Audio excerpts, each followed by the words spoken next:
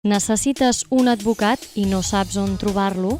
Atlegem Abogados és un despatx situat a Esplugues de Llobregat, especialitzat en dret laboral, dret de família, dret de consum i assessorament fiscal i legal d'empreses. La satisfacció del client és la nostra raó de ser.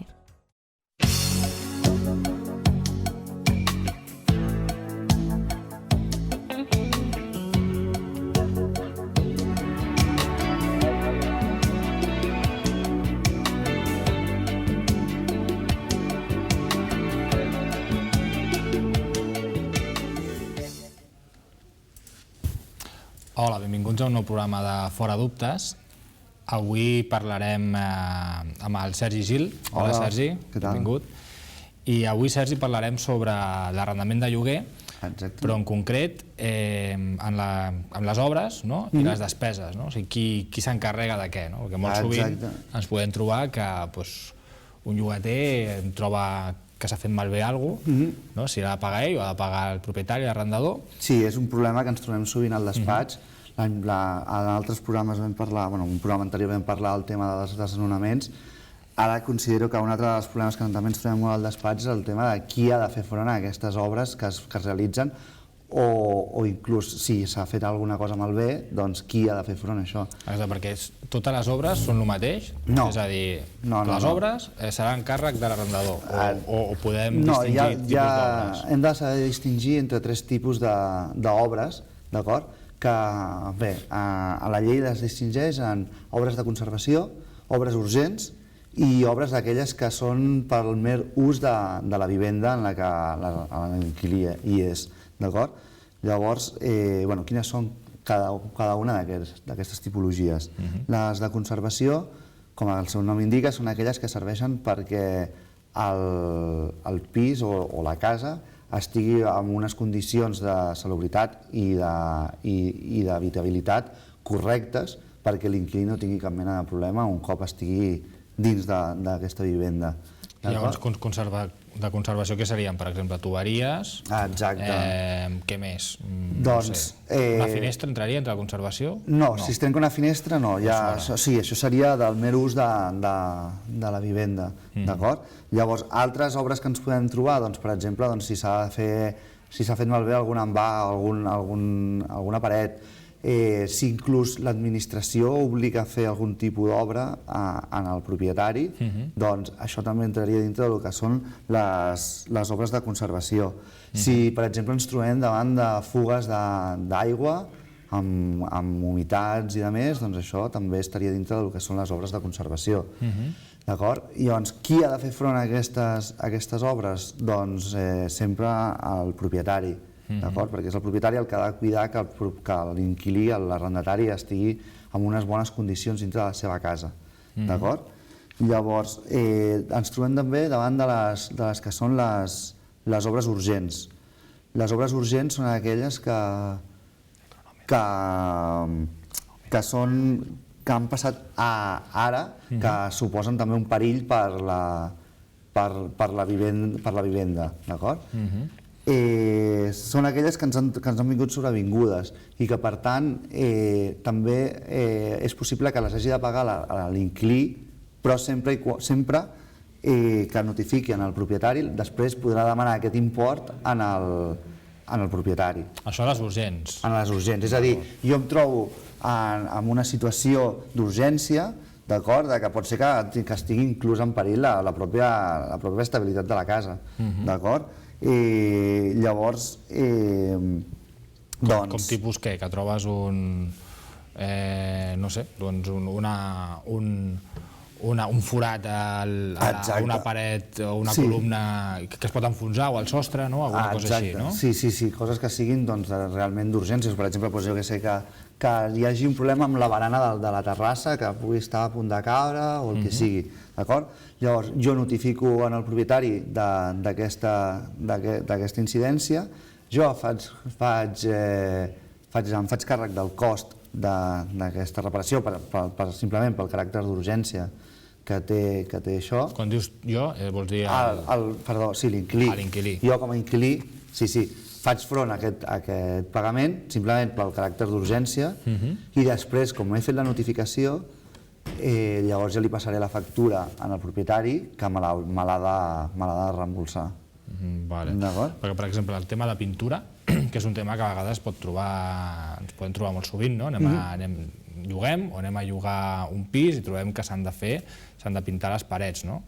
O un cop estem vivint, també suposo que per l'ús quotidià del pis es fa malbé la pintura i has de tornar a pintar la paret, no? En aquests dos supòsits és el mateix? No, no és el mateix, és a dir, el tema de pintura concretament és un tema bastant controvertit, perquè si, per exemple, amb la tercera categoria, que és el que hem dit pel mer ús, que no l'he explicat, però ja pel tipus d'obra que és ja s'entén, que és simplement pel fet de, per la convivència pròpia, es pot trencar una finestra, es pot trencar la cadena del vàter, qualsevol tipus d'aquestes reparacions, petites reparacions, això serà a càrrec de l'inquilí, d'acord? Llavors, què passa amb les pintures en concret, que tu em preguntaves?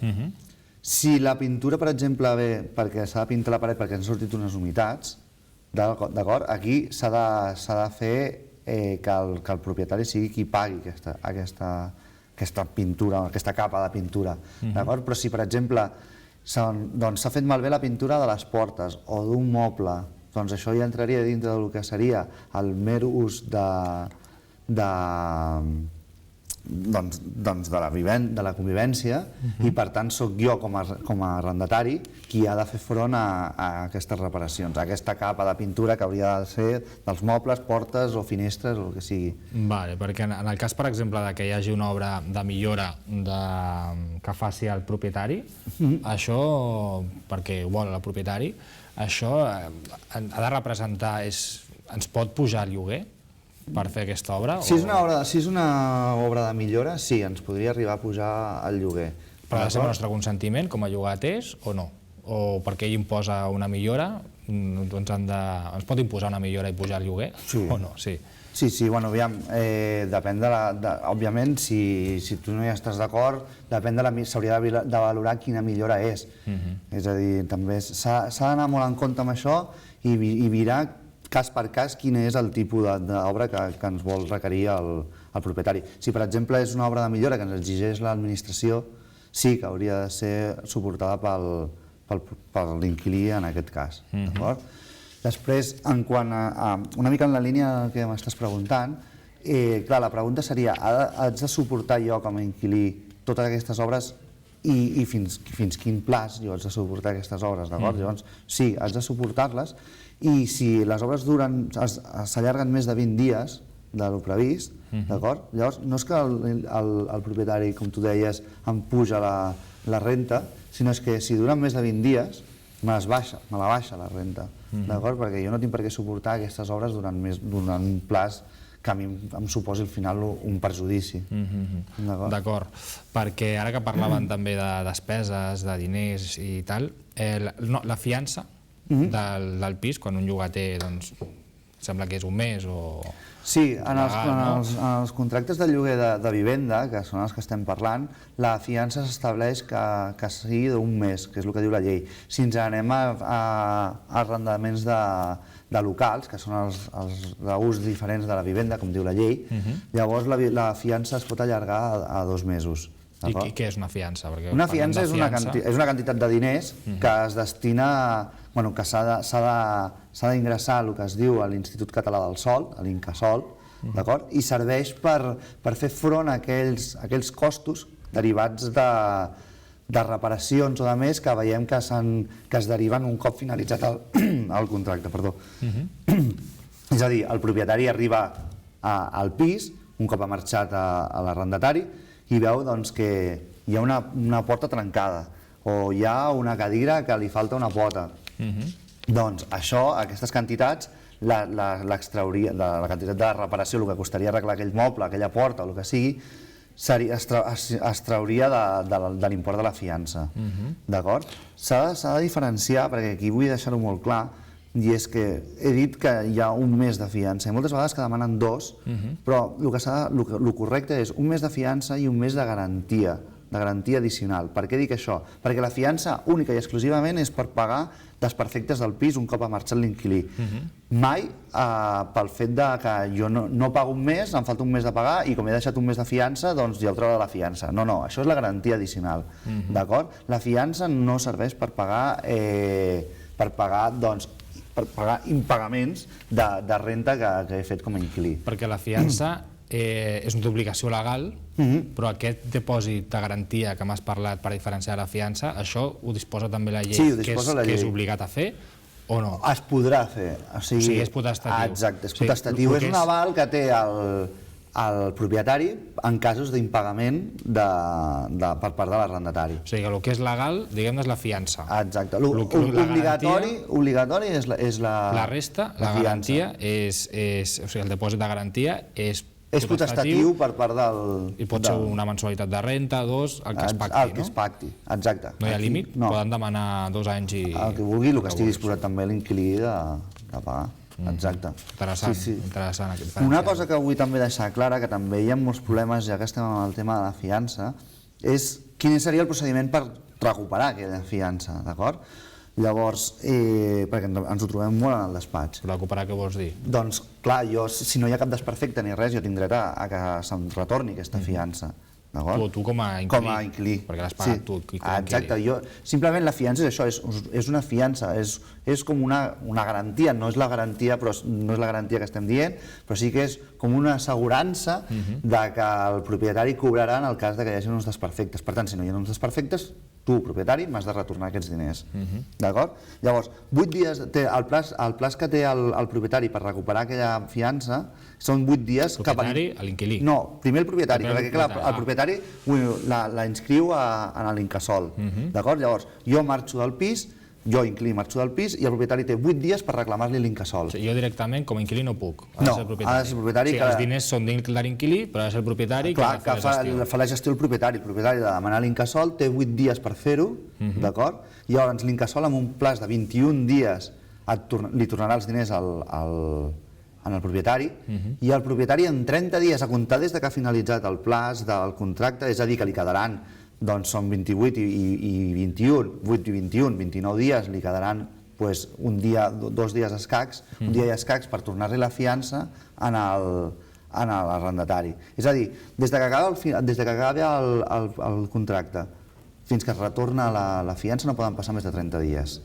D'acord, i llavors si el propietari se l'oblida o no fa aquesta tasca, aquesta gestió de recuperar a l'Incasòl la fiança, per donar-la a l'inquilí, perquè l'inquilí com no pot fer res, s'ha de fiar que el propietari ho faci. Si ho acaba tornant no passa res, sí que se li podrien reclamar una sèrie d'interessos. Vull dir, si es passen 2 mesos, arribes a un acord, escolta, mira, m'has trigat més dels 30 dies, pactem l'interès legal com a demora per aquesta tardança que m'has fet i m'has causat també un perjudici. Si veiem que no paga i no té intencions, ens estem trucant i que passa de nosaltres, llavors el que hem de fer és instar un procediment judicial on també, òbviament, es reclamaran aquests interessos també. Doncs seria instar aquesta via judicial. D'acord, Sergi. I en el cas del dipòsit de garantia, que hem fet la diferenciació de dipòsit i la fiança, aquests diners del dipòsit de garantia, això també s'ha de recuperar pel mateix mètode, perquè això no va a l'Incasòl, aquest dipòsit de garantia. El dipòsit de garantia va directament al compte de... Exacte, és un aval que té el propietari i ja està. També l'ha de tornar en el mateix plaç i... I amb això sí que es pot substituir per la renta? Sí, en aquest cas, és a dir, jo no pago l'últim mes... No pago l'últim, que es quedi el dipòsit de garantia... Exacte. I ja està, no? Això es podria fer. Sí. El que sí que la fiança, si per exemple hi ha algun tipus, per alguna situació se li ha pagat algun tipus d'indemnització en el propietari, aquí sí que es podria acordar que surti aquest import de la fiança. En el cas que, per exemple, si no han fet una garantia addicional, llavors aquí sí que podríem dir que surt de la pròpia fiança, no hi hauria cap problema. D'acord? D'acord. I en el supòsit, per exemple, que hi hagi un desperfecte en el pis fet per l'arrendatari, pel llogater, i no cobreixi la fiança legal, perquè quants diners són de fiança legal? Un mes, exacte, un mes de renta. Sí, això ho diu la llei. No t'ho poden demanar més. No. Llavors, en el cas que no cobreixi tots els desperfectes, aquest import de la fiança... Ens podria reclamar el sobrant. El propietari podria reclamar l'accés al llogater, no? Però de totes formes, aquells diners de la fiança ja se'ls queda, no, el propietari? Clar, es queda els diners de la fiança i després l'accés te'ls reclama. Exacte.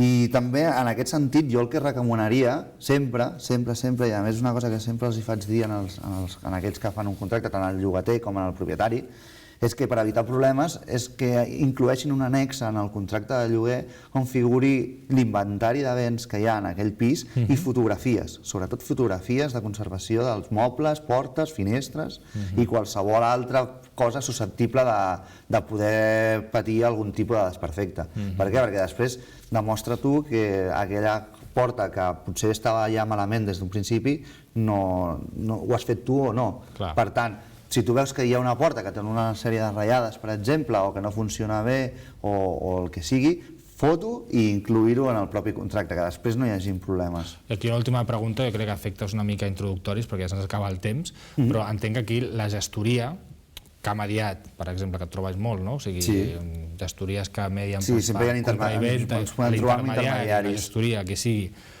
no tindrà alguna responsabilitat aquí amb això que acabes de comentar? És a dir, si et diu la gestoria o l'intermediari que el pis està en perfectes condicions, tu llogater llavors dius, bueno, et fies d'aquest intermediari, caldria igualment fer fotos, comprovacions i tal. Jo la meva recomanació és fer-ho. Sí, la meva recomanació és fer-ho perquè així ja tens prova preconstituïda, que es diu, i a l'hora de poder reclamar doncs sempre tindràs molta més facilitat que si ara posar a reclamar amb uns i amb altres, perquè al final, clar, tu has signat amb bona fe, suposant que tot allò estava en perfecte estat i resulta que no ho estava. Per tant, ets tu qui ha de demostrar que allò no estava en perfecte estat, perquè tu estàs dient que no ho estava. Per tant, demostra-ho, posa unes fotos que no costa res i adjunta-ho en el contracte de lloguer. Perfecte, Sergi. Doncs moltes gràcies per estar aquí i vindre. Els espectadors pots dir que qualsevol dubte ho poden escriure. Sí, que ens escriguin al correu electrònic que surt a la pantalla. I nosaltres ja anirem contestant a mesura que podem. I res, dir als espectadors que moltes gràcies per la paciència que tenen d'escoltar temes jurídics, que no són dels més amens, i al proper programa parlarem amb el Javier Martínez sobre règim matrimonial a Catalunya. Doncs gràcies i fins la propera. Fins la propera.